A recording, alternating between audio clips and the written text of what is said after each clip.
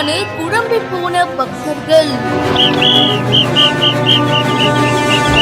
திருச்செந்தூர் கடற்கரையில என்னதான் நடக்குது?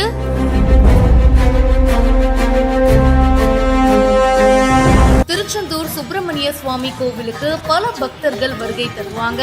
அடிக்கடி திருச்செந்தூர் கடல் உள்வாங்கி காணப்படும். அமாவாசை, பௌர்ணமி இந்த மாதிரி தினத்துல கடல் உள்வாங்கிறது ரொம்ப சாதாரணமான ஒரு விஷயம். அண்ட் அப்படி இருக்கும்போது மறுபடியும் கடல் உள்வாங்கி இருக்கு. திடீர்னு 50 அடி தூரத்துக்கு கடல் உள்வாங்கி காணப்பட்டதும் பக்தர்கள் ஆழமான பகுதிகளுக்கு போக வேண்டாம், கவனமா புனித நீராடணும் அப்படின்னு சொல்லிட்டு கோவில் கடல் பக்தர் பாதுகாப்பு குழுவினர் வலியுறுத்தி இருக்காங்க. மதியம் 1 மணில ஆரம்பிச்சு மாலை வரைக்கும் பாத்தீங்கன்னா கடல் உள்வாங்கி காணப்பட்டிருக்கு. Taste the Daily.